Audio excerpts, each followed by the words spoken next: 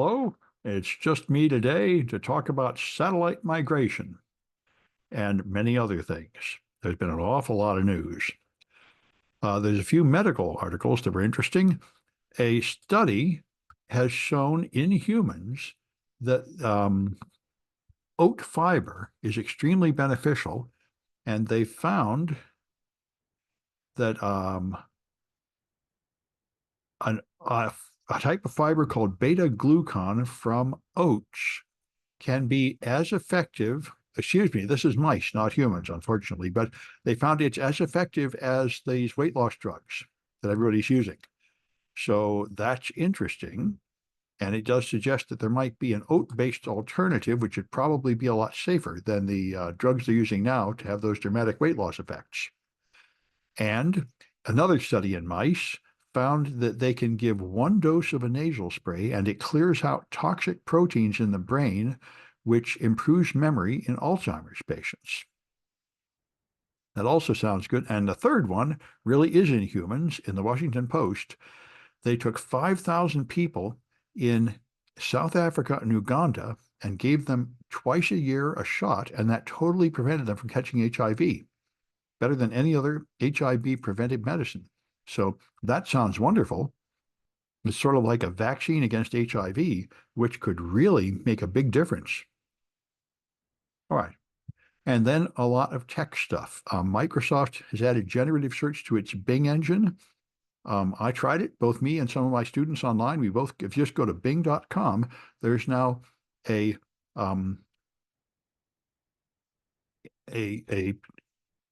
AI option there, and I forget the name. Let me bring it up here. If you go to bing.com, there's a Copilot option there. You can go there, and I tried writing Python code with it, and it wrote very superior Python code to other engines I've tried, so it's very good. The AIs continue to get better. CrowdStrike, as we all know, last week CrowdStrike took down a whole bunch of airlines and many other things, and they're almost all back. But an insurer says they lost $5 billion from Fortune 500 firms, and from all the firms totally put together, they probably lost $15 billion for those stuff being down for a while. There's a Minnesota-based company, SpyTech, that sold malware that you would put on machines, spyware. They call this stuff stalkerware too. It's spyware you put on machines. They pretend they're going to sell it to bosses to spy on their employees, or parents to spy on their children, but in fact, people mostly use it to spy on their romantic partners to see if they're cheating on them and other illegal uses like that. And in addition to the stuff being sort of immoral and nasty to use, they tend to be poorly secured and get hacked. And this one got hacked, exposing the data stolen from 10,000 devices since 2013. So that stuff is really rotten, not good stuff to use at all. And for people who want to get pirated books and academic papers, there was a online repository where you get the pirated stuff, but it was taken down by the government. And so a copy went up called Z Library. And the copy was just a malware hosting program that would steal your cryptocurrency wallets and things like that when you logged in. I guess it would charge you money. And so it revealed, and now, yes, this database contained 10 million users' data, and threat actors accidentally leaked username, email addresses, passwords, and Bitcoin and Monero wallet addresses. Well, the wallet addresses I don't think are all that secret anyway. But anyway, it's pretty rude and dangerous for the people who use those pirate sites, of which there's apparently 10 million. There's a new DNS attack. This seems like an enhancement of the cache poisoning attack. There are a whole series of DNS servers used in a request, the stub server and resolvers and other servers in the middle. And they found, Chinese academics found a whole bunch of vulnerabilities where you could confuse the logic of the caching on these servers. They called this thing two-door attack, and it had 24 projects. Practically all the big DNS projects are vulnerable, and 18 of them have acknowledged the research team's work, and they have issued 33 CVE numbers. So it's pretty big, but it's mostly been patched. Reddit, as I talked about before, Reddit recently made a deal and sold their the ability to scrape their posts to Google. And this had the immediate consequence that Google Gemini started putting out outrageous, terrible things like telling people to eat rocks because they didn't know the truth from lies on the Reddit forums. But Reddit has updated their robots.txt file to block all crackers who haven't paid for the privilege of scraping their data. So this may start a trend. Now, the robots.txt file is a pretty weak defense. It doesn't actually stop anybody from crawling it. And there are accusations that Perplexity, for example, will just crawl it anyway. I wonder if it's even illegal to crawl something in violation of the robots.txt file. I guess it would take a lawyer to tell me if that's actually a crime, but it's certainly considered poor behavior in the industry. Anyway, people are yelling and saying Reddit is unreasonable. I'm not so sure of that. I think this is the wave of the future. I've heard people say data in the future is going to be the new currency, and anybody with a large repository of genuine human-generated data can sell that to AI companies at a premium because more than half of the web is now AI-generated garbage, and it's getting hard to find clean data to train your AI on. So logically, Reddit has done the right thing. You should negotiate a deal, sell the rights to crawl your data, and not let anybody crawl your data unless they pay for it first. And here's the one I thought was the most significant of them. There was a solar superstorm that's made all these colorful auroras appear in May, and that also caused the atmosphere of Earth to swell up and reach higher in space. Unfortunately, this happened at a time when there's a huge constellation of low Earth orbit satellites put up for, I imagine, Starlink and similar projects. So this created chaos in orbit as thousands of satellites had to expend a lot of their fuel maneuvering to get into a higher orbit, and they're apparently not as easily able to track and avoid collisions when doing that. There are no reports of collisions, but anyway, it was the biggest mass migration of satellites in history, and it seems like something that should be considered as we continue to put more and more fleets of satellites up there. And we should consider how precarious their situation is and have plans for what to do if this happens again.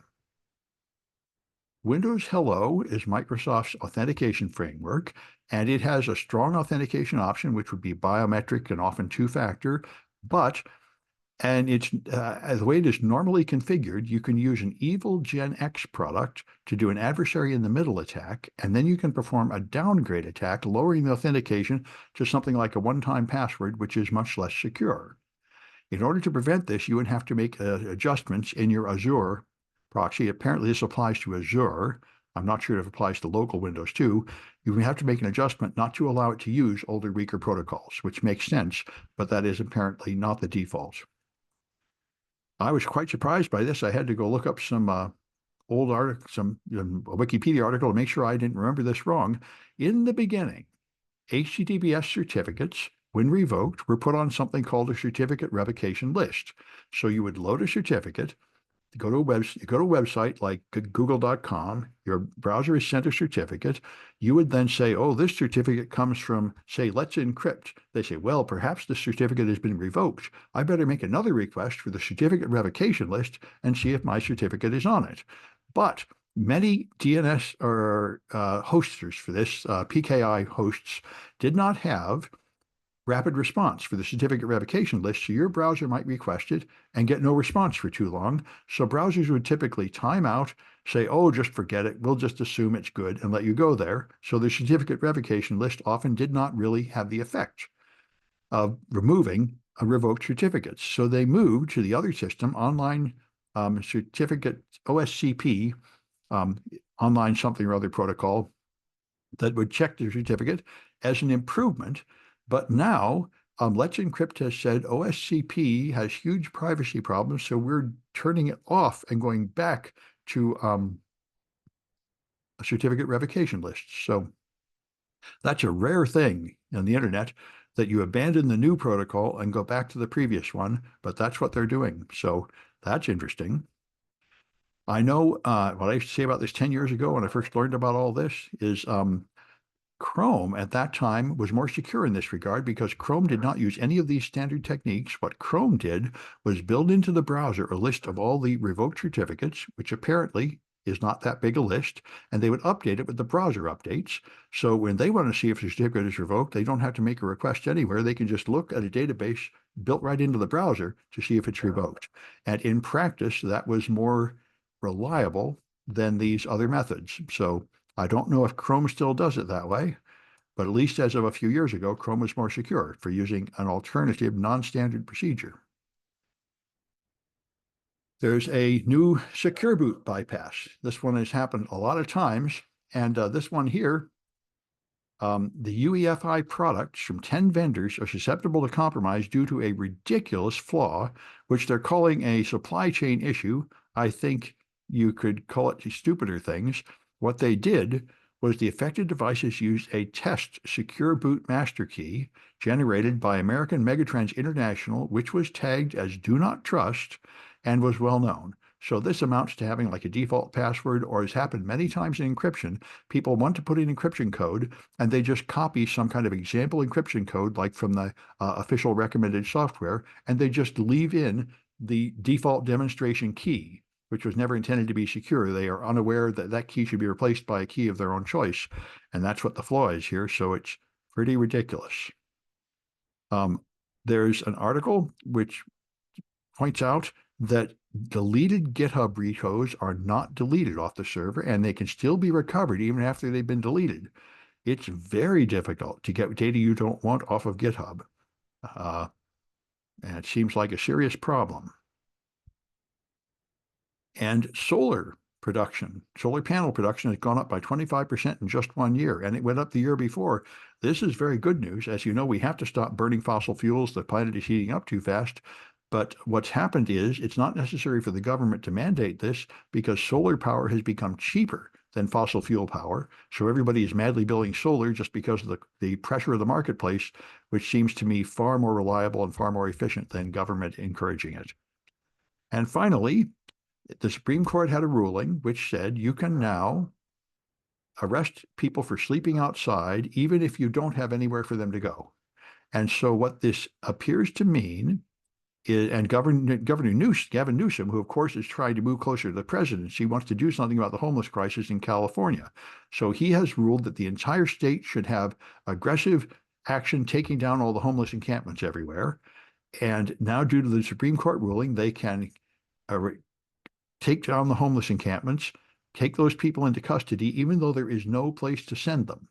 And he has allocated some money, but people say it's not nearly enough money to pay for housing and support services. So I think what this means is they'll just be throwing them all in prison, which is probably a pretty terrible thing to do to them. But that appears to be what's going to be happening very soon in California, all over the state, if people obey what the governor tells them to. So we can expect quite a storm of controversy about that. Anyway, that's all the news articles I have this time. I'll have another one of these things on Tuesday.